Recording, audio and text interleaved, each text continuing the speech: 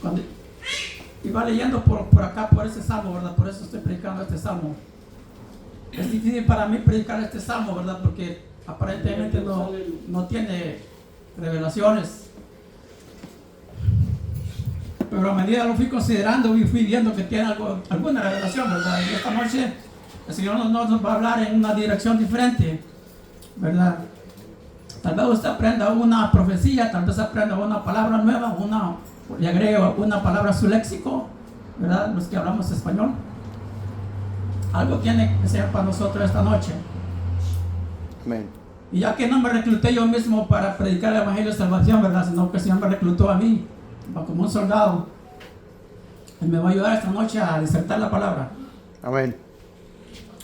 El Salmo 79 dice así: oh Dios, vinieron las naciones a tu heredad, han profanado tu santo templo, redujeron a Jerusalén a escombros, dieron los cuerpos de tus siervos por comida a las aves de los cielos, la carne de tus santos a las bestias de la tierra, derramaron tu sangre como agua en los alrededores de Jerusalén, y no hubo quien los enterrase.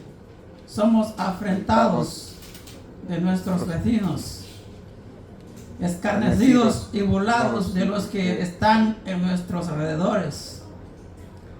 ¿Hasta cuándo, oh Jehová, estarás airado para siempre? Déjenme leerlo de nuevo porque son dos preguntas. Amén. ¿Hasta cuándo, oh Jehová, estarás airado para siempre? ¿Arderá como fuego tu celo? Derrama tu ira sobre las naciones que no te conocen, sobre los reinos que no invocan tu nombre. Porque han consumido a Jacob, y su morada han asolado. Lo vamos a leer todo, ¿verdad? Pero al final nos vamos a concentrar en la introducción. Amén. No recuerdes contra nosotros las iniquidades de nuestros antepasados. Vengan pronto tus misericordias a encontrarnos, porque estamos muy abatidos. Ayúdanos, oh Dios, en nuestra salvación, por la gloria de tu nombre, y líbranos y perdona nuestros pecados por amor de tu nombre. Porque dirán las gentes: ¿dónde está su Dios? Sea notoria en las gentes delante de nuestros ojos la venganza de la sangre de tus siervos que fue derramada. Llegue delante de ti el gemido de los presos, conforme a la grandeza de tu brazo, preserva a los sentenciados a muerte. Y devuelve a nuestros vecinos y a sus senos 7 tantos de la infamia con la que han deshonrado a Jehová, con lo que han deshonrado, oh Jehová. Y nosotros, pueblo tuyo y ovejas de tu prado, te alabaremos para siempre. De generación en generación cantaremos tus alabanzas. Tome asiento. Aleluya. Fíjese qué contrariedad para mí, ¿verdad? Que habiendo sido llamado a predicar no tengo buena voz, ¿no? Es una gran prueba para mí, ¿no? Es como eso que yo les contaba a ciertos hermanos una vez, que yo pude haber sido un buen padre, ¿no? Porque vengo de una familia de mucha disciplina, ¿no? Y no tengo hijas, ¿no? Es un gran reto para un hombre de Dios, ¿no? Pero Dios se glorifica en las debilidades de uno, ¿no? Dios llama a quien Él quiere y elige a quien Él quiere. No depende del que corre ni del que quiere, sino de aquel de quien Dios tiene misericordia. Amén. Yo quisiera que Dios tuviera misericordia de toda la gente, que tuviera misericordia de mis hermanas y de mis hermanos y de las familias que están esparcidas por todo el territorio. Y no se ve claro, ¿no? Pero seguimos hablando la palabra a tiempo y fuera de tiempo, ¿no? Amén. Para todo el que quiera escucharlo. Este es una oración y una queja. Yo veo que hay una queja en este salmo de David. Es más, aquí en palabras pequeñitas dice, acabo de ver acá que dice, lamento por la destrucción de Jerusalén. Es un lamento, ¿verdad? Es una queja que David trae al trono de Jehová. Y dice, oh Dios, vinieron las naciones a tu heredad, han profanado tu santo templo. Las naciones, cuando los judíos dicen las naciones, se refieren a los gentiles. ¿Verdad? Ellos tienen una palabra en particular para referirse a los gentiles y es goyim o goyim, como sea, ¿verdad? Probablemente es goyim. Que muchos ejércitos han invadido a Jerusalén a través de los tiempos, ¿verdad? Cuando nuestro Señor Jesucristo nació en Israel, en Belén de Judá, el ejército que estaba reinando, que estaba dominando la región, era el ejército de Italia, de Roma, ¿verdad? El Imperio Romano. Pero cuando David escribió este salmo, todavía el Imperio Romano no estaba ahí, sino que habían pasado otros imperios. Y en el momento en que David escribe esto, él sabe a qué imperio se está refiriendo, a los imperios que él vio en el pasado, porque David seguramente estudió la historia, ¿verdad? Estos hombres eran versados en la historia porque está escrita en los santos oráculos de la Biblia, ¿verdad? Y también lo que él vio en su tiempo. Y cuando usted va a Jerusalén, si usted va a Jerusalén algún día, nunca he ido, ¿verdad? Porque nunca iré tampoco, pero he estudiado la historia y la geografía del lugar, lo que concierne a Jerusalén y a Israel. Y se ve que cuando usted llega a Jerusalén, los imperios que llegaron a Jerusalén, o sea, a la capital eterna de Israel, ve que esos imperios levantaron edificios, levantaron templos, levantaron iglesias, y esos templos se volvieron centros para adorar ídolos. Qué tristeza es que ver que donde se predicó el evangelio de salvación, donde viene el que predicó en contra de los ídolos, y el que predicó la salvación en Cristo Jesús, pues, cuál fue el mismo Jesucristo, ¿verdad? En su tiempo, para nosotros, para nuestra era, que esa región, que esas tierras están llenas de ídolos. Si usted entra a una iglesia ortodoxa, o una iglesia católica, o una iglesia de los armenios, porque ellos tienen bienes y raíces ahí, ¿verdad? El que posee una casa dice que posee bienes y raíces, así se llama en español nuestro. En inglés es real estate. Esos que poseen bienes y raíces ahí, que son dueños de un cuadro, de una cuadra, y que han levantado esos grandes muros ahí, esos grandes edificios, que los han llenado de ídolos y de estatuas para que la gente los adore, y llevan allí ritos que no son los que se leen en la Biblia, que no son lo que Jesucristo dijo. Es más, dijo Jesucristo, ustedes creen, digo, que por sus vanas repeticiones Dios los va a escuchar. Y también dijo, y vendrán tiempos cuando vendrán religiones que prohibirán a los hombres casarse, dijo. Y ustedes saben quiénes son los que prohíben casarse a los hombres, ¿verdad? Y a las mujeres. Entonces, vemos que David está hablando, se está quejando de que estas naciones han llegado a tu heredad. Dice, a tu heredad. La heredad de Jehová es el pueblo de Israel. En ese momento, cuando estaba hablando David, la heredad de Jehová era el pueblo israelita, porque él los eligió. De los lomos, dice la Biblia, de los lomos, o sea, vamos a decir, de los lomos en antiguo, se dice en antiguas palabras, pero hoy puede decir usted de los genes, ¿no? Ya sabemos que de los genes viene la herencia. De los genes de Jacob nació el pueblo israelí, los cuales ingresaron a Egipto siendo un pueblo pequeñito, eran como 70 personas, y de ahí salieron como casi un medio millón de personas, y ellos son la heredad de Jehová. Por eso dice David, oh Dios, vinieron las naciones a tu heredad, han profanado tu santo templo. La Biblia nos dice, la historia nos dice, ¿verdad? Porque hay una historia de que muchos ejércitos llegaron a Jerusalén y profanaron el santo templo. El templo probablemente el que eligió Salomón. Es probable que ese templo era. La historia nos cuenta que hubo un hombre que se llamaba Antíocos Epífanes, el tercero, el cuarto. O sea que antes había otros tres, ¿verdad? Cuando él llegó al poder ya eran cuatro, ¿verdad? Se llamaba Antíocos. Antíocos o Antíocos, ¿cómo te lo quiere decir? Ni interesa, ¿verdad? ¿Dónde va la sílaba tónica? Este Antíocos, porque dice, han profanado tu santo templo. Profanar es tratar algo que es sagrado, algo que es santo. Es darle un trato o tomarlo a la ligera, es darle un trato que no le corresponde a lo que es santo. Tratarlo como que si fuera algo secular, algo mundano, algo común.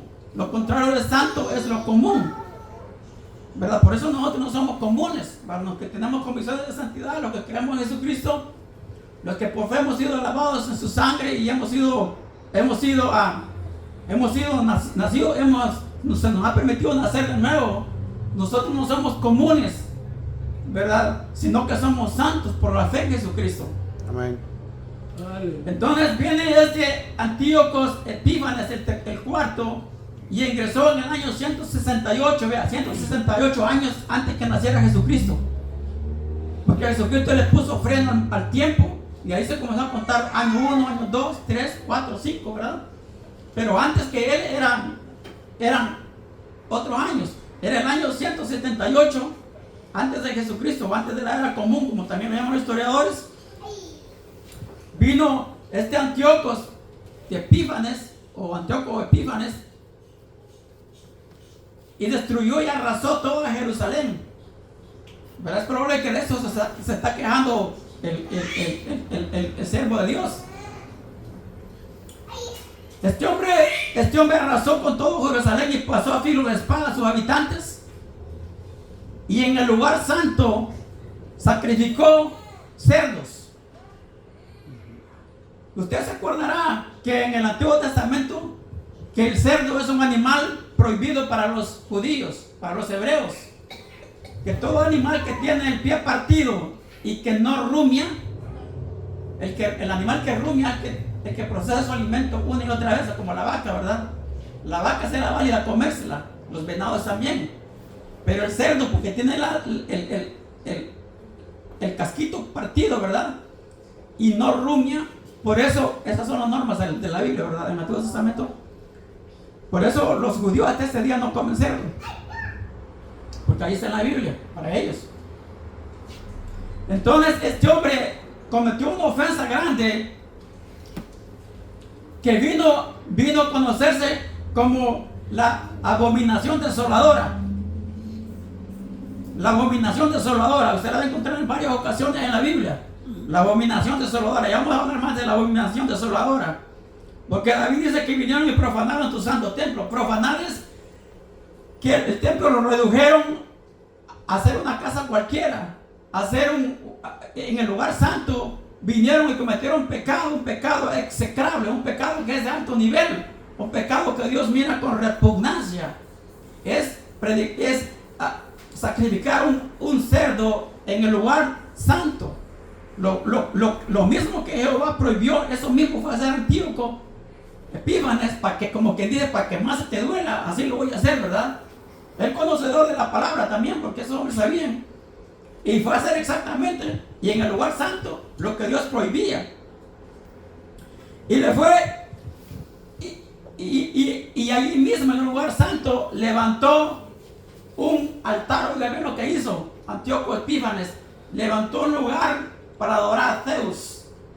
Para los chiquillos saben, los que van a la escuela saben, que Zeus es el dios más grande de los griegos. Los griegos hablaban del monte de los Olimpos, o el monte Olimpo, ¿verdad? Como usted lo quiera decir. Y ellos tenían muchos dioses, y decían ellos que el dios que estaba sobre todo se llamaba Zeus, con la Z, ¿verdad? Zeus. Y que era el dios del cielo, decían ellos. Y que de él habían salido los otros dioses, que él reinaba sobre los otros dioses. O sea que ellos en su mente conocían a Dios, según ellos. Aunque era un dios corrupto, ¿verdad? Era un dios inmoral. Ese Antíoco Epífanes llegó allí, sacrificó un cerdo y levantó un altar para la gloria de Zeus, según él. Y eso generó la revuelta que se conoce como la revuelta de los macabeos. Los judíos tienen un día especial donde se dieron eso, que mencionan el nombre de los macabeos, porque fueron los que se levantaron en contra de Antíoco. Entonces vemos que el pueblo israelí, se dice que Dios se lo dijo en el Antiguo Testamento a su pueblo, que el día que ustedes se tuerzan, les dijo, el día que ustedes dejen de adorarme y adoran los dioses paganos de sus vecinos, ese mismo día yo les doy la espalda, les digo, y los voy a entregar como esclavos a los pueblos vecinos. Y aunque lo que hizo este hombre es mundano y es dañino, es contrario a la palabra de Dios, es ofensivo, lo permitió Dios, porque ya se lo había prometido a ellos, que los iba a entregar. En el Salmo 78, leyendo yo eso, ¿verdad? Porque estaba fresco cuando lo leí, ¿verdad? Que usted se acuerda cuando en el Salmo 78 David narra todo y dice que nos acordamos, dice, cuando tú nos sacaste de la tierra de Egipto y nos pasaste por el monte Sinaí y cruzamos el Mar Rojo, y es un salmo largo. Y llega un punto cuando David dice David aquí que su mismo pueblo, el pueblo israelí, provocaron a celo con sus imágenes de talla, dice. Que el mismo pueblo israelí adoptó las costumbres de los pueblos paganos que vivían cerca, los pueblos que ellos mismos tenían que derrotar, los pueblos mismos que Dios les dijo, a estos pueblos de ellos no quieren nada, no se casen con ellos, porque cuando se casen con ellos los van a obligar a imitar la religión de ellos, los van a obligar a adorar a los demonios de ellos, a los ídolos de ellos. En la Biblia en inglés dice, en ese mismo texto dice los lugares altos, dice, ¿verdad? En español no dejaron esa parte, no que lo dejaron escrito de otra manera. Dice, y le provocaron a celo con sus imágenes de talla. Pero en inglés dice que fueron a adorarles sus imágenes de talla en los lugares altos. Los lugares altos, usted lo va a ver en el Antiguo Testamento, en los Salmos y en todos lados. Los lugares altos eran los lugares donde los israelíes iban a adorar a los dioses paganos.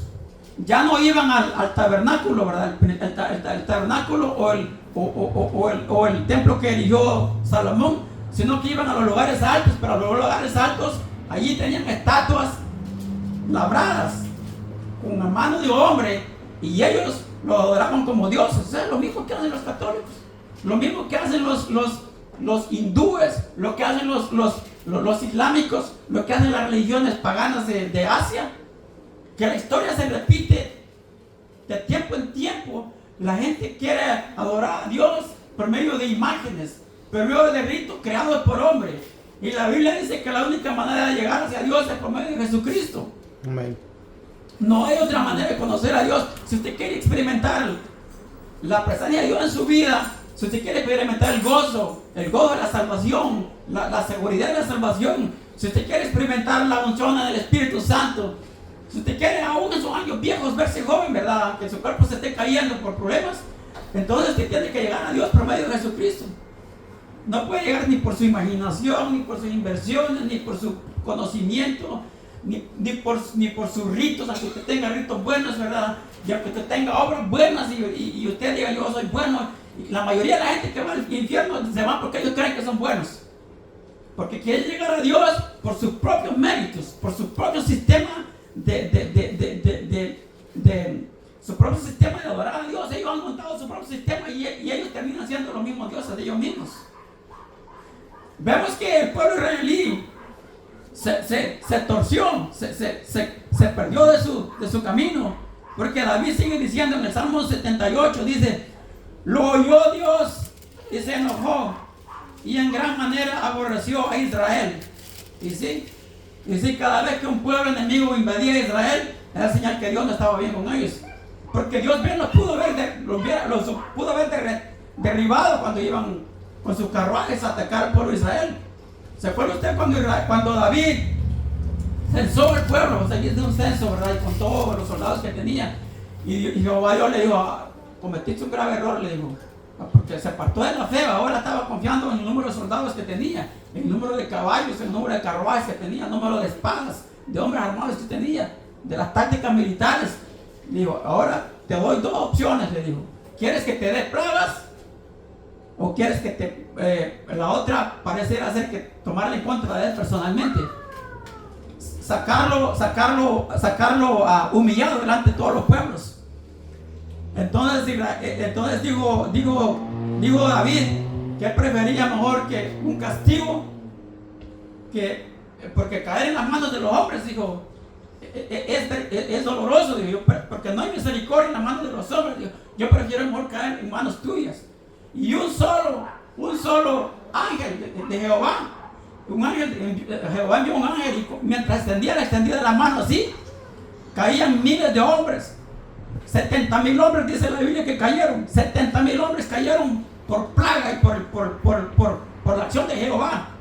O sea, un solo ángel pudo haber defendido a estos pueblos cuando estaban siendo atacados, a Israel cuando estaba siendo atacado por estos regímenes o estos ejércitos mundanos, por estos ejércitos de gentiles que venían a atacarlos.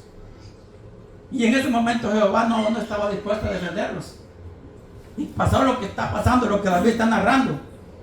Cuando estos israelíes subían a sus lugares altos a adorar demonios a través de imágenes, porque cuando una persona adora una imagen, está adorando un demonio, y que recibe la imagen es el demonio que está detrás de la imagen. Por eso dice Pablo que detrás de cada imagen hay un demonio, dice. No dice por decirlo, porque hay que estar ciego, totalmente, rematadamente ciego, para creer que una imagen se merece adoración. Acuérdense aquello que lo que es más no puede adorar lo que es menos, y un humano es más que un pedazo de madera. Y esta gente, los israelíes, llegaron al punto de sacrificar a sus hijos a Moloch, un demonio con ese nombre, el dios Moloch, ¿verdad? Y eso mismo hace la gente en tiempos modernos. Si ellos sacrificaban a sus hijos, los quemaban vivos, los ponían en el fuego para sacrificarlos al dios Moloch. Y eso mismo hace la sociedad americana, la sociedad mundial, porque la corrupción está viajando por todo el mundo en este momento. La gente sacrifica, cada vez que una mujer o un hombre aborta, está sacrificando sus hijos al diablo, a un demonio, o a Moloch, ¿verdad? La historia se vuelve a repetir. Allá en tiempos cuando la gente apenas sabía leer y escribir, ahora en tiempos modernos, cuando lo que más sobra aquí son escuelas, lo que más sobra aquí son libros para instruirnos. Se dice que los Estados Unidos es el país que produce los más libros del mundo. Bueno, hoy ya probablemente cambió, pero aún no hay nación que rivalice a esta nación, ¿verdad? Porque la gente, todo se fue a las redes, ya no lee libros. Pero aún así, la nación esta sigue siendo poderosa en cuanto al conocimiento. Y la gente sigue en eso de adorar el dios Moloch, en seguir sacrificando a sus hijos al dios Moloch por medio de abortos, ¿verdad? Que este tema ya lo hemos tocado anteriormente, pero porque viene el caso, ¿verdad?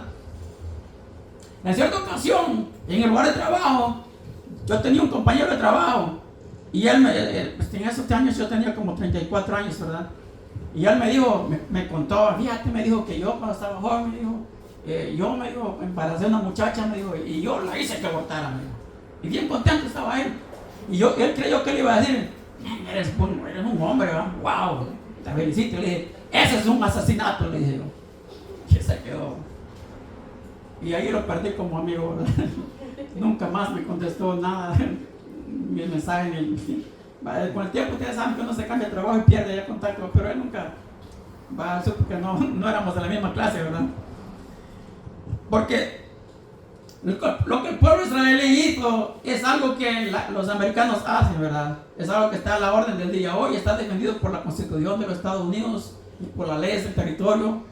Porque este pueblo de Dios que estaba destinado, apartado para ser un pueblo especial, un pueblo peculiar, como dice Juan, Pedro dice, un pueblo peculiar, dice, apartado, ¿verdad? Para la alabanza de su gloria, para adorar la gloria de Dios, para ser un pueblo especial ante los ojos de Dios, se desvió. Y esto David lo está diciendo, oh Dios, vinieron las naciones a tu heredad, han profanado tu santo templo. ¿Por qué entraron esos ejércitos a Jerusalén? Pues que el pueblo se había desviado. Y este salmo es profético, hermano, porque eso pasó antes de David, pasó después de David, y vamos a ver lo que pasó después de David, y está expuesto a que pase otra vez. Allí entraron ejércitos malamente vestidos, entraron ejércitos vestidos de gala, entraron ejércitos con uniformes sucios y con armas antiguas, entraron ejércitos con armas modernas y bien vestidos. Entraron y van a entrar ejércitos, según las profecías, a ese territorio, a Jerusalén y a Israel. Porque la profecía de los salmos no es para un tiempo, sino que se puede extender hacia el pasado, hacia el infinito pasado y al infinito futuro también. Cuando usted lea los salmos, verá que no puede encajarlo usted solo en un punto. Y algo curioso en los salmos, hermano, que de un tema a veces este David, de un tema se pasa a otro tema y te dice, ¿por qué habló de este tema y luego está hablando del otro? Es que así son los salmos, tienen esa característica que a veces uno no está con cuidado, se pasa de un tema a otro tema, porque así lo tengo escrito David, ¿verdad? Así quedaron los salmos. Tiene uno que tener cuidado cuando se cambia de tema, los salmos, ¿verdad? Amén. Entonces, han profanado tu santo templo, dice. Redujeron a Jerusalén a escombros. Dieron los cuerpos de tus siervos por comida a las aves de los cielos. La carne de tus santos, a las bestias de la tierra derramaron su sangre como agua en los alrededores de Jerusalén. Como vemos que David escribió esto como algo profético. Hubo un momento cuando Jesucristo, saliendo de Jerusalén, les dijo a los discípulos: miren este templo. Cuando los discípulos lo llamaron, así como en la historia, los discípulos lo llamaron a él y dijeron: Jesucristo, no Jesús le dijeron, ¿verdad? Porque después que llamó Jesucristo, ¿verdad? Cristo quiere decir redentor, quiere decir el ungido, ¿verdad? Pero en ese momento era Jesús, ¿verdad? Que no había muerto todavía. Jesús le dijeron: te vamos a enseñar los grandes edificios que tenemos aquí en Jerusalén. Y Jesús se fue con ellos, y cuando vio las grandes construcciones de piedra, pues algunos todavía parecieran ser de aquel tiempo, pero ya no son, ¿verdad? Pero guardan cierto grado de antigüedad. Y les digo, Jesucristo, en verdad les digo que no quedará piedra sobre piedra de estos edificios bonitos que ustedes me están mostrando. Jesucristo llegó al año 33, murió Jesucristo, ¿verdad? En la cruz por usted y por mí. El ministerio de él comenzó en los años 30. En los años 30 comenzó su ministerio. Nació en el año 0. Jesucristo nació en el año 0 porque él paró el tiempo. Y es el poder que tuvo este hombre. El poder que Dios le dio a él. Paró el tiempo. Y cuando él nació se considera el año 0. En el año 30, él tenía 30 años y comenzó su ministerio. En el año 33 murió en la cruz. Por usted y por mí. Por sus pecados y por mis pecados. Por sus debilidades y mis debilidades. Por sus faltas y por mis faltas. Por sus fallas y por mis fallas. Por sus errores y mis errores. Entonces, en el año 60, en el año 70, ya de la era nuestra, ¿verdad? Porque ahí comenzamos a contar ya los años nuestros. La era moderna, vamos a ponerlo así, ¿verdad? Para decir el tiempo que nos corresponde a nosotros. En el año 70, el ejército romano, al mando de Tito, pero el comandante Tito, le puso cerco a la ciudad de Jerusalén. Le puso cerco. Y los que estaban adentro no se rendían. Y Tito construyó una rampa, ¿verdad? Una rampa con madera y tierra, y tablas y todo, para llegar a las murallas, porque Jerusalén estaba amurallado, ¿se acuerdan ustedes? Cuando en un salmo dice Jerusalén es una ciudad muy compacta, dice, ¿verdad? Estaba amurallada la ciudad, estaba muy bien hecha, la ciudad muy bien diseñada. Por eso dice el salmo, es una ciudad muy compacta. Bueno, eso dice un canto antiguo, ¿verdad? Porque la Biblia moderna dice de otra manera, ¿verdad? Seguramente va a decir una ciudad muy organizada o algo así, ¿verdad? Entonces, este Tito le puso cerco a la ciudad, y como no se rendían, hizo una rampa y les disparaba piedras con unas armas que tenían en ese tiempo, disparar piedras así, ¿verdad? Y las hacía caer al otro lado de la muralla. Y Tito se metió a la ciudad de Jerusalén y otra vez volvió a ocurrir la abominación desoladora. La primera fue por Antíoco Epífanes y la segunda por Tito, ¿verdad? El comandante general que había enviado el César, que estaba allá en Roma. Y Tito destruyó Jerusalén, arrasó con todo y con todos los soldados que estaban ahí, los pasó por filo de espada. Y otra vez vemos el caso que David está narrando, que dice: oh Dios, vinieron las naciones a tu heredad y han profanado tu santo templo. Y el que narró esa historia de Tito es un judío que en ese tiempo vivía en el Imperio Romano, libre, ya vivía libre él, ya no era esclavo como los que estaban en Jerusalén, ¿verdad? Se llamaba Fabio Josefos.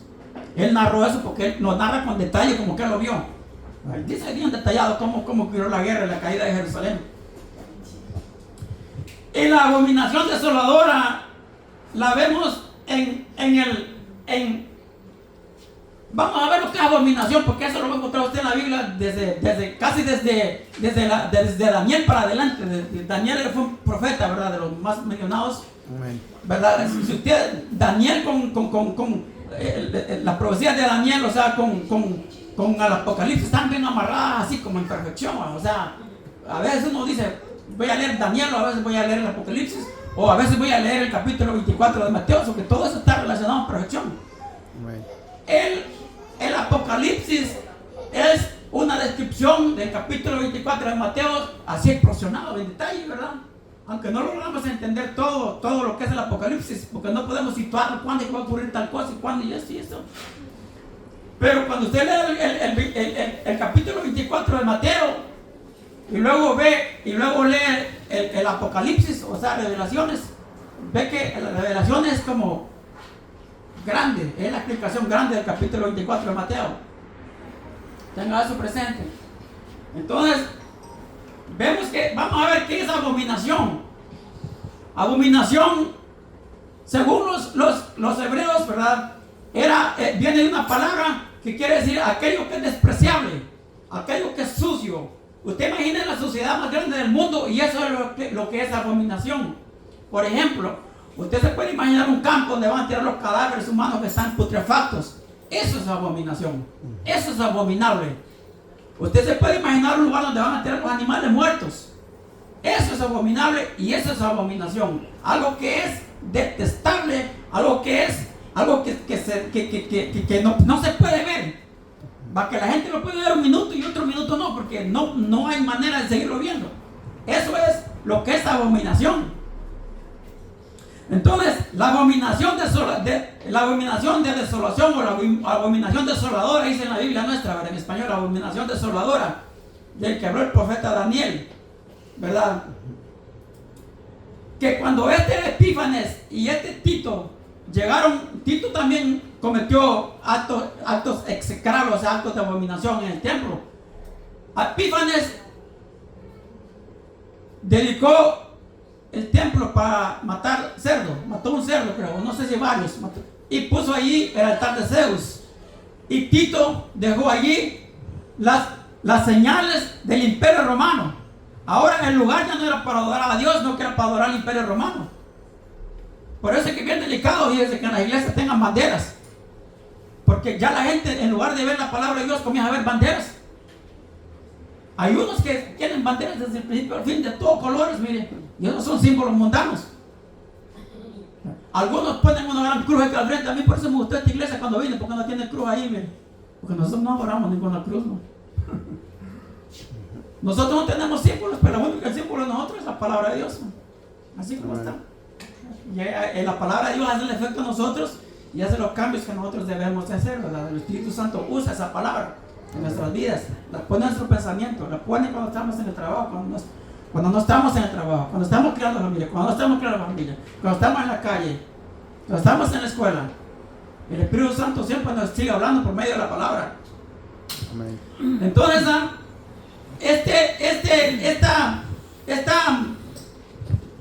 esta abominación de desolación. ¿Y qué es desolación? Porque ya vimos lo que es abominación, ¿verdad? Lo que es abominable, ¿verdad?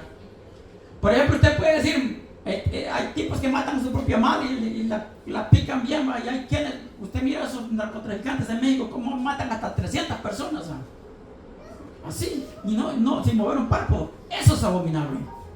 Eso es abominable. Eso es abominación, ¿verdad? Entonces, ¿pero qué es desolación? Porque dice abominación desoladora. O sea que esa abominación trae consigo desolación, trae consigo destrucción, trae consigo arrasamiento, trae consigo sufrimiento, trae consigo alejamiento de Dios, trae consigo obscuridad espiritual, trae consigo pecado, trae consigo obscuridad, trae consigo ignorancia. Esa desolación es textual y también espiritual, porque desolar, cuando estos guerreros entraron, estos militares entraron, arrasaron con todos los edificios, con todas las instituciones que Dios había dejado ahí, mataron, pasaron a filo de espada a todos, a los sacerdotes, a los soldados, a la gente civil, a las mujeres solteras, a las mujeres casadas, a las embarazadas, a las no embarazadas, a la mujer humilde, a la mujer vanidosa, al creyente, al no creyente, los que estaban en ese tiempo, ¿verdad? A todos los pasaron de filo de espada. Por eso es desoladora. Por eso. Y porque también marcaba el momento en que la nación se había apartado de Dios. Los judíos se habían apartado de Dios. Se habían olvidado de las leyes que Jehová les había dado. Porque en ese tiempo, para hacer algo, había que observar las leyes, ¿verdad?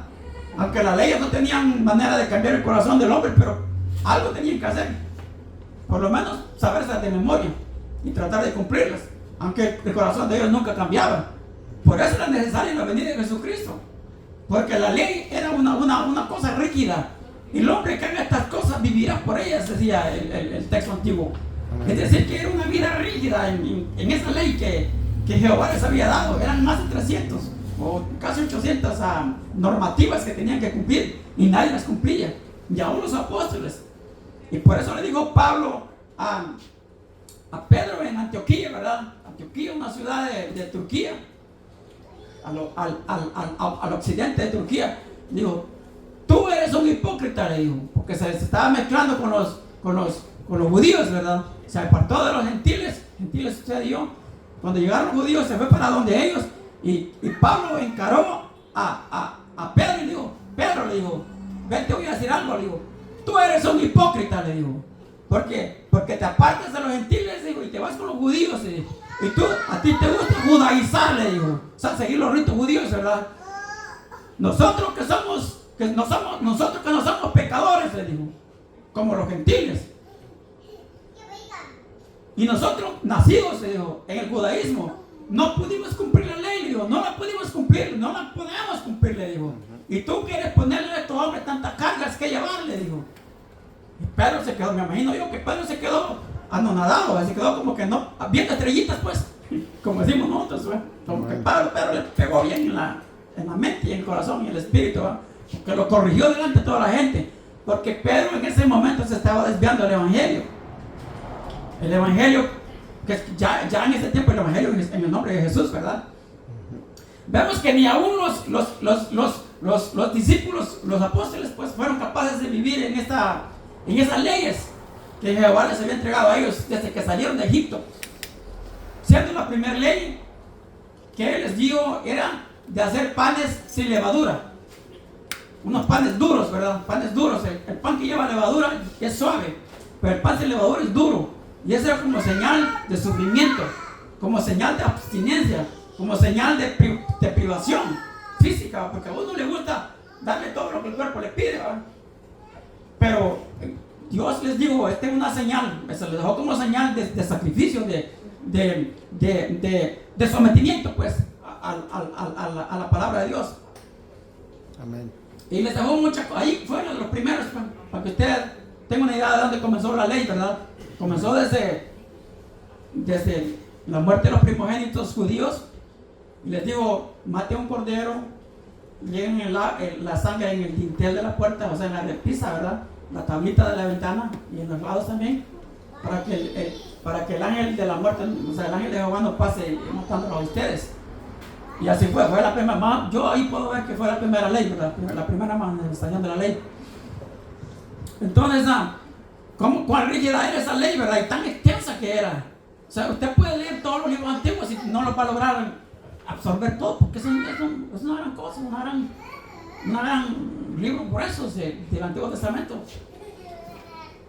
Vemos que hay gente en tiempos modernos, ¿verdad?, que quiere llegar a Dios por ley, por estatuas, por Moloch, por sacrificios, por actos hechos por hombre, y no hay manera que un hombre pueda experimentar o entrar en la presencia de Dios sino solamente por el sacrificio de Jesucristo. Solamente por ahí se puede entrar.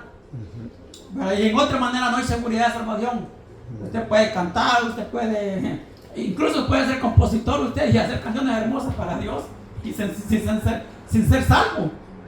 Porque hay una habilidad de un hombre, hay algo natural en el hombre. Hay hombres que nacen para hacer poemas, hay hombres que nacen para hacer música. Pero eso no es señal de salvación, eso es señal de intelectualidad, es señal de tener habilidades de hombre, no señal de salvación. Pero es cuando usted mire tanto cantante mundano, ¿verdad?, que dice que canta música cristiana, usted ponga en duda eso, porque lo que tienen es habilidad para crear a nivel intelectual de hombres. Entonces vemos que David se queja con Dios, ¿verdad?, porque vinieron las naciones a tu heredad. La heredad de Jehová es Jacob, ¿verdad? Comenzando desde Abraham, ¿verdad?, donde estaba la promesa, Abraham, ¿verdad? Y luego Abraham tuvo a Isaac, ¿verdad? Y luego en esa línea vino Jacob, y de Jacob nacieron las 12 tribus, 2.5 dice la Biblia, ¿verdad? Porque por allá en Egipto José tuvo 2 y ahí se agregaron ellos también como descendientes de Jacob, aunque eran hijos de José. Jacob los tomó como sus propios hijos. Él le dijo, de ahora en adelante ellos van a ser como mis hijos. Le dijo, como que si fueran mis hijos, le dijo. Se los entregó José a Jacob. Allá en Egipto ocurrió eso. Y han profanado tu santo templo, ¿verdad? Profanar dice que profano lo que no es sagrado. Eso es lo profano, lo que no es sagrado. Por eso hay gente que habla profanidades, porque hablan cosas que no son sagradas. Lo profano es lo que no es sagrado ni sirve para usos sagrados. O sea que en otras palabras no sirven para, sagrado es otra palabra de santidad, otra manera de decir santidad. Porque sagrado viene de sacro, ¿verdad? Por eso aquí usan la palabra sacro mucho. Porque viene del latín, que sacro quiere decir santo, pues puro, ¿verdad? Pero los profanos, lo que no es sagrado, ni sirve en usos sagrados, sino que sirve puramente para lo secular. ¿Cuál es lo secular? Pues la gente normal, la que no conoce a Jesucristo. La gente que adora ídolos es secular, ¿verdad? Algunos dicen que los que llevan sotana son los santos y los otros son los seculares, ¿verdad? Así lo toman algunos, ¿no? Pero en general es aquello que no es santo, pero lo que se usa para lo que es común, para lo que no es santo, para lo que no es sagrado, para lo que no es sacro, ¿verdad? Entonces dice David, redujeron a Jerusalén a escombros, justamente como Antíoco Epífanes redujo a Jerusalén a escombros, y como también Tito, el comandante general Tito, redujo a Jerusalén a escombros. Pasó a filo de espada a todos y puso los símbolos paganos dentro del templo. Entonces, volviendo al capítulo 24 de Mateo, ¿verdad?, cuando Jesús dijo, ¿verdad?, y allí comienza Jesucristo a narrar, cuando estos discípulos le dijeron, vamos, te vamos a enseñar los bonitos edificios que tenemos acá en Jerusalén. Y Jesús les dijo, ni piedra sobre piedra quedará de eso. Y luego en el año 70 se cumplió la profecía de Jesucristo. Se cumplió la profecía. Entonces cuando no quedó piedra sobre piedra, porque este hombre vino a derribar todo, lo arrasó, pues lo dejó reducido a escombros. Y ahí comienza Jesucristo a narrar cómo va a ser el fin de los tiempos. Y llega un punto donde les dice, cuando veáis que se sientan en el lugar santo, la abominación desoladora del que habló el profeta Daniel. Y Jesucristo, cuando se habla del Antiguo Testamento, cita a Daniel, porque Daniel fue el primero que habló de la abominación desoladora. Amén. Y Jesucristo dice que cuando vean que se sientan en el lugar santo, la abominación desoladora, esta abominación desoladora tiene diferentes matices. Es como una cebolla que tiene diferentes Capas. Exacto, gracias. Tiene diferentes capas. La abominación desoladora viene creciendo desde que nosotros éramos pequeños. Desde que usted y yo nací en el 67. Usted probablemente nació como en el 90, ¿verdad? Yo soy el más viejo aquí, mi hermano me gana. Pero esto tiene diferentes dimensiones, tiene diferentes vertientes, tiene diferentes aristas. Como usted cuando lo mire así, dice usted, ahí está la abominación desoladora, ahí está la abominación desoladora, pero allá está la abominación desoladora. Y usted tiene razón. Cuando el rock and roll, por ejemplo, entró al lugar santo, entró la abominación desoladora al lugar santo. Cuando la minifalda la hicieron famosa los hippies en los años 60, entró la abominación desoladora a la iglesia. O sea, fue una manifestación de la abominación desoladora. O sea, esa abominación causa desolación, causa muerte espiritual, causa mortandad en las iglesias. El rock and roll, la manera en que nuevas vestimentas modernas comenzaron a aparecer, eso son parte de la abominación desoladora. Y va en aumento, va creciendo hasta que llegamos al punto cuando Jesucristo dijo, cuando veáis la abominación desoladora. Otra vez Jesucristo la vino a traer hacia un futuro. La puso en el campo de un futuro. Cuando David lo vio, pero David no pensó que eso iba a crecer como en nuestros tiempos. Sino que Jesucristo la puso otra vez y la tomó del Antiguo Testamento y la puso. Esto lo van a ver ustedes. La abominación desoladora. Cuando la abominación desoladora se siente en el lugar santo, dijo. Lugar santo, dijo. Puede referir dos cosas. A que los judíos van a tener un nuevo templo o al lugar santo. Los lugares donde adoramos al verdadero Dios por medio de Jesucristo. O podría ser el lugar santo. Usted es un santo. Porque cree en Jesucristo. Yo no pienso que usted esté diciendo que usted está bien para Dios, ante Dios porque usted es bueno. O que usted diga, yo estoy bien porque vengo a la iglesia todos los días. O yo estoy bien porque ayuné ese fin de semana. Yo no pienso que usted esté pensando así, ¿va? Sino que usted, su estatus ante Dios depende del sacrificio de Jesucristo. Y todo lo demás que usted haga depende de lo que usted haga por medio de la fe. Todos los cambios que usted vaya haciendo, hágalos por medio de la fe para que nadie diga que usted hace tal cosa o tal cosa. Porque el predicador dice, ¿verdad?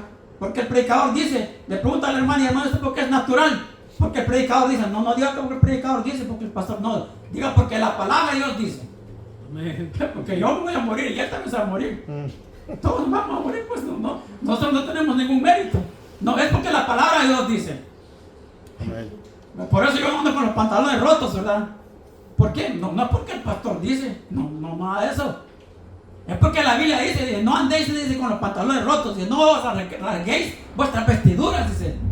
No marquéis la piel, dice la palabra de Dios. Se está hablando en contra de los tatuajes desde el Antiguo Testamento. Esa palabra no ha cambiado, hermanos. Por eso dijo Jesucristo, no he venido a abolir la ley, he venido a afirmar la ley, dijo. Porque nosotros cumplimos la ley por medio de esta palabra del Nuevo Testamento. Por eso nuestras paredes, ¿verdad? Yo confío que sus paredes no están llenas de imágenes, ¿verdad? Que no es que tiene usted imágenes ahí, que usted se inclina a las imágenes allá. Cuando no me está viendo alguien, cuando no me está viendo el pastor, voy a inclinar ante las imágenes, ¿verdad? Usted viendo ahí, aquí me inclino, ¿verdad? No, yo estoy seguro que usted no tiene eso en la casa, ¿verdad? Ni imágenes, ni estampitas, que usted no anda estampitas en su cartera, ni anda la magnífica ahí, ¿verdad? Ni oraciones al verde, ¿verdad? El líder espiritual de los narcotraficantes, el líder espiritual de los mafiosos de México, de los asesinos, de los que cortan cabeza, cortan en pedazos a la gente, ¿va? yo confío que usted no tiene eso en su casa, que sus paredes están limpias. Si quiere poner la foto de una gallina o de un caballo ahí, está bien, ¿verdad? O de un árbol, o de un jardín. Porque eso sí, si usted quiere decorarlo. Pero de eso a otra cosa hay un gran trecho, ¿no? Entonces usted no tiene de eso, ¿no? Porque usted ya es iluminado por esta palabra, ¿no? Aleluya. Pero este David dice que dieron los cuerpos y redujeron a Jerusalén a escombros. Dieron los cuerpos de tus siervos por comida a las aves de los cielos. Las aves carroñeras vinieron y consumieron toda esa gente que quedó muerta en los campos. A todos los soldados que trataron de defender a Jerusalén, ¿verdad? Los que estaban apostados en las murallas. Los generales que estaban dirigiendo los soldados que estaban dentro de las murallas. A los sacerdotes, si aún había sacerdotes. Hubo un tiempo que Israel se quedó sin sacerdotes de la línea de Leví, sino que llegó un tiempo en que esos sacerdotes desaparecieron porque se corrompió la gente con dinero, por mujeres, por comer más, porque en aquellos tiempos el que comía más era el que estaba bien, ¿verdad? El que tenía que comer, ¿verdad? Y luego ahí lo va a ver usted en el Antiguo Testamento cuando la gente hasta compraba los sacerdotes, los alquilaba. Decía, ven tú vas a ser el sacerdote en nuestra casa, tú vas aquí a orar y vas a practicar aquí ritos por nosotros. Eso lo va a ver en el Antiguo Testamento, porque la gente se había corrompido. Y digo, y sabían sacerdotes buenos en ese tiempo, a lo mejor ya no habían. Por lo mismo, Jehová nos entregó en manos extrañas a estos hombres. Y todos ellos fueron pasados a filos de espada y cayeron. Fueron pasto, fueron alimento para las aves carroñeras. ¿Qué pasa cuando un humano se muere? Cuando un humano se muere se vuelve rígido. Por eso le llaman rigorus mortis, ¿verdad? Los doctores y los que se encargan de eso llaman rigorus mortis, que quiere decir rigor de muerte, o sea, dureza de muerte. O sea, como dicen algunos, tieso, ¿verdad? O duro, dureza de muerte. El cuerpo se vuelve rígido. Pasadas unas horas, el cuerpo se comienza a inflar, se comienza a hinchar. Y como a los 3 días el cuerpo explota, pero explota como locura. Boom, boom, boom, boom, boom. Y se riegan los líquidos del cuerpo humano por donde cayó. Y si ese cuadro lo mira usted, lo multiplica por miles, son miles de personas que están explotando a la misma hora. Y son miles de aves carroñeras que están cayendo en ese campo para consumir a esa gente. Eso también es abominación. Es un ejemplo de abominación también. Aunque la palabra abominación o de desolación o la abominación desoladora está intrínsecamente, o sea, está naturalmente ligado a lo que es santo, a lo que es puro, ¿verdad? Pero de ahí también sacamos a otras conclusiones. Lo que es abominación. Y vemos que cuando vino Antíoco Epífanes, la misión de él, cuando puso cuando sacrificó el cerdo, ¿verdad? Y puso el altar de Zeus en el lugar santo, él no quiso destruir. Fíjense bien qué hombre curioso, este hombre era bien diabólico. Este hombre poseído del diablo, ¿no? No quiso destruir el templo, sino lo que quiso es debilitar lo poquito de fe que esa gente tenía. Era destruir la fe, destruir la palabra que ellos tenían. Ellos andaban mal ya, ¿verdad? Ya andaban mal, pero lo poquito que tenían, lo que él quiso era debilitarlo y extraer ese poquito que esa gente tenía y dejarlo en cero. ¿Para qué? Pues que de hoy en adelante iban a ir a adorar a un Dios pagano en el lugar santo, donde se debería haber adorado a Jehová. Ahí iban a ir a adorar a Zeus, el Dios de los griegos. O sea, este hombre era demoníaco, este hombre. Como pasa, pues como ocurrió en tiempos modernos con nuestras iglesias, ¿verdad? Cuando entró por ejemplo, el evangelio de la prosperidad. En la misión del evangelio de la prosperidad no fue destruir las iglesias, sino que debilitar la fe de los fieles que estaban en esas iglesias. Y cayeron muchos. Y vemos que esa es una manifestación de la abominación desoladora. Una manifestación. Como el rock and roll, como las vestimentas deshonestas en las iglesias. Esto es parte. Es como les digo, es como una cebolla que tiene diferentes capas. Que por donde usted lo mire, le ve más y le ve más. Y usted dice, esto no puede, esto es, y sigue, pero ya falta más. Falta más. Y cuando Jesucristo dijo que la abominación desoladora la verán sentada en el lugar santo, eso está por venir. Esa parte está por venir. Esa parte está por venir. Y dice Daniel que ese hombre, Daniel lo toma como que es un hombre que va a venir acompañado con unas tropas. Y dice que ese hombre, por lo que él dice ese hombre, dice, o ese ser, ¿verdad? Dice, no va a tener, dice, respeto por su Dios, dice. O sea, que da a entender que ese hombre había conocido a Dios antes. Y que él decide no tener en cuenta ese conocimiento de Dios que tenía antes. Deja entrever que ese hombre era conocedor de la palabra de Dios. Es como que si fuese un judío o una persona que ha sido estudiosa de las Santas Escrituras, y ese hombre que se sienta en el lugar santo, que va a ser la abominación desoladora, que ese hombre dice, no va a tener, dice, como quien dice, no va a ser atraído por mujeres, dice. O sea, ese hombre va a querer dar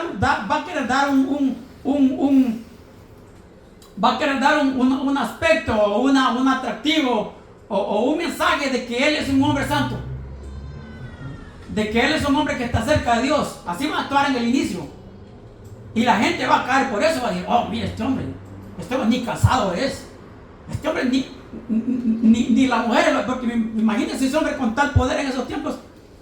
Mire, le voy a decir algo que es mundano, para que usted entienda. Cuando los Beatles, los que lo generaron esa revolución inmoral, que ayudaron a los hippies y todo, fue una masa diabólica, una amalgama de cosas diabólicas que ocurrieron todas al mismo tiempo para corromper al mundo. Cuando los Beatles vinieron acá a Estados Unidos, las mujeres americanas les tiraban las ropas íntimas, pues, a los hombres esos. Para que usted sepa cómo va a ser ese hombre. Que las mujeres probablemente van a tirarle la ropa íntima en la plataforma donde ese hombre esté. Y que ese hombre no va a tener, dice Daniel, no va a tener atracción por las mujeres. O sea, que no se va a dejar atraer por las mujeres, quiere decir así, sexualmente. Eso quiere decir. Esas son las características de ese hombre. De tal manera que va a engañar a toda la gente. Cuando yo miro, hermano, a esa gente con tatuajes, hermano, yo me pongo a pensar en el número 666, hermano. Pareciera ser que es un nivel del 666. ¿Saben que el 666 se va a manifestar? Va a haber un tiempo que se va a manifestar. Pero ese nivel de los que reciben los que andan poniéndose tatuajes, letras y mensajes y por todos lados, cosas satanas, a veces ponen mensajes que algunos hasta una cruz se hacen hasta la figura de un Cristo, pero no deja de ser abominación, no deja de ser algo execrable, algo abominable, porque el cuerpo suyo, el cuerpo de todo humano es creado a la imagen de Dios. Entonces ve usted que si el 666 se va a manifestar en un tiempo, el tatuaje va creciendo y se va manifestando más, y mucha más gente lo está aceptando hoy en día. Un día usted llega a McDonald's y una muchacha limpia de 15 años que comienza a trabajar allí. Cuando llegan los 3 meses ya está llena de tatuajes. ¿Y cómo ocurre eso? Porque la abominación desoladora va subiendo de nivel, va repuntando hasta que llega a su máxima expresión. Entonces va a llegar a este punto que Jesucristo dijo: cuando veáis la abominación desoladora sentada en el lugar santo. Y dice, en ese momento, dice, el que está en el campo no regresa a recoger su chamarra, no regresa a recoger su capa, dice, sino que huyan. Los que estén en Jerusalén, dice, huyan a los montes. Esa es la narración que Jesucristo da de ese momento cuando vamos a decir que es la apostasía a su máximo nivel. Es la apostasía en su máxima expresión. Hoy tenemos apostasía. Entró rock and roll a las iglesias. Entró aquellos que cobran por predicar, ¿verdad? Y el infierno está lleno de gente que cobra por predicar, hermano. Ustedes vean los testimonios. Aquellos se van por adorar ídolos Y nosotros los evangélicos nos vamos al infierno por cobrar, por predicar. Y otros se van porque son fracasados, porque no les importa lo que la palabra dice. Otros porque dejaron entrar en las iglesias mundanalidad. Cuando ellos eran los llamados, no nos dejan entrar hasta tal mundanalidad a la iglesia. O sea, nosotros también nos vamos, si nos descuidamos a nosotros también nos toca. Porque el evangelio de la prosperidad es otro nivel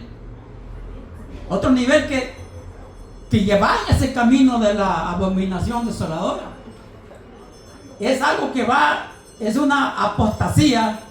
Hay muchas apostasías, pero esa es solo una de la apostasía de lo que nos está acercando a esa desolación desoladora y al 666, a la marca de la bestia, del cual habla el libro del Apocalipsis.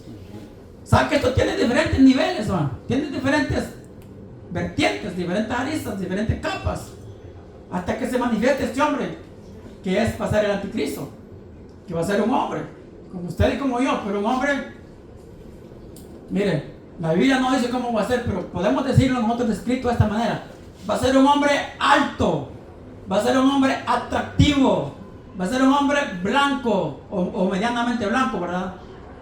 Va a ser un hombre que va a hablar muchos idiomas, va a ser un hombre con conocimiento mundial, va a ser un hombre que todos lo van a ver como un líder a él. Los políticos del mundo, los jefes militares, lo van a ver a él como un líder. Los va a dominar. Y por eso lo van a dejar que llegue a ese punto a sentarse en el lugar santo. Y va a detestar todo lo que se llama Dios, dice la Biblia. Dice el mismo Daniel, que ese hombre, aparte de que no va a tener atracción, no se va a dejar atrás por las mujeres, dice que ese hombre va a detestar, va a quitar todo lo que se llama Dios. Va en cualquier cultura, sea el Dios de los hebreos como el nuestro, ¿verdad? O el Dios de los musulmanes, ese Alá, ¿verdad? Es un Dios falso de ellos. O los dioses que tienen los asiáticos, los dioses que tienen nuestros antepasados indígenas, ¿verdad? O los dioses diabólicos que tienen en Europa, o los que tienen aquí en Latinoamérica. Que él, a todo eso que llaman Dios, él lo va a quitar y él se va a sentar. Y va a decir, ahora yo soy el Dios. Y va a pedir que todos lo adoren. Que todos le rindan pleitesía, que todos le rindan honor. Y entonces cuando los judíos van a abrir los ojos, ¿no? Y si usted y yo estamos vivos, ojalá que no estemos vivos, ¿verdad? Porque van a ser tiempos críticos. Porque eso va a ocurrir en un devenir de explosiones, de bombardeos, de guerras mundiales, porque las señales se van viendo, reino contra reino, nación contra nación. Eso lo hemos visto desde chiquillos. Yo me acuerdo desde chiquillo o hablando, se oía hablar de Fidel Castro Ruz, de Gaddafi, del Ayatollah, de Irán. Todos esos hombres malos que han pasado a filo de espada a millones de gentes. Pero a medida nos acercamos a los tiempos finales, eso va a ir aumentando, porque la mente del hombre se va perfeccionando en cuanto al crimen, en cuanto a matar a otros humanos. El hombre no ha parado en un punto de matar a la gente, no, que va imaginándose nuevas maneras de matar a la gente. Por eso Pablo dice en el libro de Romanos, inventores de males, dice. Esos son inventores de males, desobedientes a los padres, necios, desleales, sin afecto natural, implacables, sin misericordia. Ese espíritu va a reinar en este tiempo. Y puesto que el hombre va perfeccionando sus sistemas de muerte, ahora los sistemas de muerte no son los mismos cuando yo no estaba chiquillo, no son los mismos. Hoy son avanzados. Los sistemas de muerte son avanzados. Un solo país puede desequilibrar toda América Latina, un solo país. Un solo barco de un país de esos avanzados, un solo barco puede poner en jaque a todo un continente. Puede someterlo a filo de espada o a filo de amenaza. Entonces esa profecía de que reino contra reino, eso va también en aumento, va subiendo al punto, como la abominación desoladora, como los tatuajes, como el rock and roll, como la vestimenta deshonesta, como las apostasías, que son muchas apostasías ya, ¿verdad? Que es difícil nombrarlas todas. Todo eso va apuntando y va acercando, va madurando el ambiente para la aparición del anticristo. Por eso Mucha gente lo va a adorar a ese hombre. ¿Y usted cree que esos hombres esos hombres que votan en las Naciones Unidas y ese parlamento de Europa, cuando ellos hablan como que ellos están esperando a alguien, como que están esperando a alguien que les da ayuda, porque ellos no pueden poner en orden en sus propios países? Y este hombre les va a prometer, él va a poner orden en sus países, va a traer tecnología, va a traer conocimiento, va a traer los avances de medicina, los avances en tecnología, los avances en armamento, va a prometer paz, va a prometer estabilidad, va a prometer alimento para todos, agua limpia para todos, hospital para todos, igualdad para todos. Lo que el diablo está buscando, igualdad para todos, pero en el sentido de que los homosexuales, las lesbianas sean iguales que los heterosexuales, que el matrimonio sean iguales. Ese hombre va a hablar en esos términos. Por eso los gobiernos mundiales hablan en esos términos. Y es como que están esperando a alguien, y es alguien que están esperando. Es el enviado de Satanás, el anticristo. Ahora, ¿qué? Dice este salmo, dice David, que ellos han sido, dice, que ahora que Jerusalén está sometida, que todo ha sido arrasado, dice, las naciones han arribado allí y que han arrasado a Jerusalén. Dice que ellos han sido afrentados, que están pasando por una afrenta, dice. O sea, y que esa afrenta es una vergüenza y es un deshonor. Así lo describe David. Que ellos en la situación en la que está escribiendo acá David, en este Salmo 79, que ellos están pasando por una vergüenza, por un deshonor, porque pues, toda su ciudad está reducida al piso. Todas las casas en el piso, todo el edificio, los templos, y todos a filo de espada han sido pasados. Y por eso están pasando una vergüenza y un deshonor, dice. Y dice más adelante: venga pronto tus misericordias a encontrarnos. Nosotros sabemos que Jehová Dios, ¿verdad?, es el Dios de toda misericordia, es el Dios de todo amor, es el Todopoderoso. Amén. ¿Verdad? Él, cuando usted está en problemas espirituales, ¿verdad?, como se ve que está el pueblo israelí en este momento, usted puede decir: Dios, ten misericordia de mí. Amén. Porque soy imperfecto, porque nací, como dice David, desde que mi madre me tenía en el vientre, yo sé que fui engendrado con pecado, dice, en pecado, dice David. O sea que hay una cosa pegada a la carne del hombre, el pensamiento del hombre, que es pecaminoso. Hay algo imperfecto en el hombre, hay algo que no es estable allí. Y por eso necesitamos la misericordia de Dios en Cristo Jesús. Amén. Dice: venga pronto tus misericordias a encontrarnos. Porque Dios es misericordioso. Dice: es lento para la ira, dice, y grande en misericordias. Amén. Yo me gozo en eso, que nuestro Dios no es un Dios rígido, ¿verdad?, sino que es un Dios de misericordia. Amén. Es probablemente la oración que yo más he hecho en toda mi vida, desde los 30 años cuando me convertí: es: Señor, ten misericordia de mí. Y eso no es porque yo quiera decirlo, es porque me nace de adentro y porque lo necesito. Porque si yo fuese perfecto no estuviera aquí, ¿verdad?, ni me hubiera hecho cristiano. No, pues si yo hubiese sido perfecto. Mire, les he contado la historia de Benjamin Franklin, ¿verdad? Ese hombre, a la vista de todos, era un hombre perfecto, fíjese. Benjamin Franklin era un hombre perfecto. Él predicaba, decía que había que ser, dice, moderado en la comida, decía, moderado en todo, moderado en el hablar. Decía: hay que ser ordenado, disciplinado en todo lo que hacemos. Él decía que a cada hora había que hacer ciertas cosas en la casa, ¿verdad?, que tenía un orden, decía él. Pero ese orden de hombres no lo llevó al cielo, porque era pensamiento de hombres. Usted podrá decir: bueno, yo no puedo ser como Benjamin Franklin, porque ese hombre era muy ordenado, ¿verdad? Pero es que los planes de un hombre no los pueden llevar hacia Dios, a nosotros, al cielo a nosotros. Tiene que ser el sacrificio de Jesucristo. Amén. Imagínese usted que usted ya está por morirse, ¿verdad? Imagínese, él tiene 80 años, 90 años. Y usted sabe, ya hasta ese momento usted tiene tentaciones en la carne y usted tiene problemas que usted dice: a lo mejor no resolví esto bien, ¿verdad? A lo mejor cometí estos grandes errores, y usted está cavilando, está maquinando en su mente que todavía no tiene todo bien, ¿verdad? Pues no necesita uno eso, sino que necesita enfocarse en lo que Jesucristo compró por usted y por mí. en el Calvario, en el derramamiento de su sangre. Porque hasta ese momento usted se va a sentir imperfecto en la carne, aunque su perfección está por la fe allá en los cielos. Amén. Porque Dios lo mira a usted a través del lente del sacrificio de Jesucristo. Amén. No lo mira como un desamparado, no lo mira como un huérfano, sino que lo mira protegido por la sangre de Jesucristo. Amén. Y David dice: vengan pronto tus misericordias a encontrarnos, porque estamos muy abatidos. Miren cómo está abatido ese hombre, como un hombre que está a punto de morir, ¿va? Abatido es como cuando se siente cuando a un padre se le muere una hija. Ustedes no saben cómo quiere uno una hija. Yo nunca he tenido una hija, pero yo sé, el Señor me ha revelado cómo es que se quiere una hija. Se siente abatido ese hombre. Cuando usted entra al cuarto donde estaba su hija y ya no lo ve que ella está allí, usted se siente abatido. Usted se siente triste, no quiere ni abrir la puerta del cuarto donde estaba su hija, porque usted sabe que ya no está allí.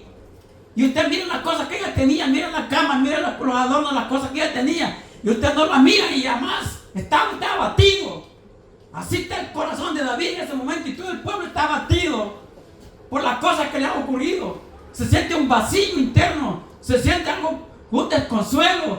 Y en esos momentos, solo el gozo del Señor y la unción del Espíritu Santo lo puede rescatar a uno de derrumbarse y de cometer una locura. En ese momento, cuando el corazón del hombre está abatido, solo el gozo del Señor y la unción en el Espíritu Santo lo pueden a usted rescatar de esos dolores. No se va a salvar de los dolores, no se va a salvar, pero eso lo va a rescatar a usted. Lo va a mantener firme como un roble, ¿verdad? Aunque se mueva, aunque se quiera derrumbar, no se va a derrumbar. No es porque la palabra de Dios no lo va a dejar que se derrumbe, aunque su corazón esté abatido.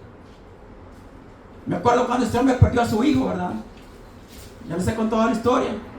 Su hijo era compañero de mi hermano y eran vagos y se fueron a bañar a un río. Era un río grande, de esos ríos que son como una cuadra de largo, o sea, que nadie los puede pasar nadando, porque en el centro se los puede llevar a corriente y nunca más los encuentran.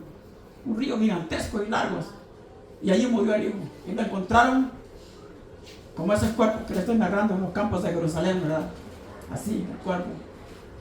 Y cuando entraron a la casa, el padre de él estaba pero desconectado de toda la realidad, no estaba pero con una mirada perdida, con una desolación, con una tristeza, le faltaba llenura y motivo para seguir viviendo cuando entró el cuerpo del hijo a la casa. Eso es dolor en el corazón del hombre. Y de eso fue lo que David experimentó y el pueblo israelí. Y de eso somos nosotros. Podemos pedir a tiempo nosotros. Por eso es bueno orar con anticipación, ¿verdad? Como yo que a veces oro y digo: Señor, no deje que tal cosa me derrumbe. Yo le digo qué cosa es, usted le puede decir lo que usted quiera, ¿verdad? Por ejemplo, que alguien le diga a usted que usted va a ser rico, que alguien le regale $1 millón, pues. Y usted le diga: Señor, no dejes que este $1 millón me derrumbe. Y se lo diga con anticipación, para que cuando usted los tenga, pues no se derrumbe. Porque el dinero corrompe a la gente, ¿no? Y lo puede llevar al pecado también. Porque si usted no era creyente verdadero, cuando el dinero llegue, la fama y el poder llegue, se va a derrumbar usted. Y lo va a tomar esta abominación desoladora, ¿verdad? De la cual habla el sentido figurado, por supuesto, ¿verdad? Del cual habla el profeta Daniel y de la cual habló Jesucristo. Y la cual vemos en tiempos modernos. Hasta aquí llegamos. Hay mucho más que hablar de este tema, pero hasta aquí vamos a llegar. Ojalá que usted haya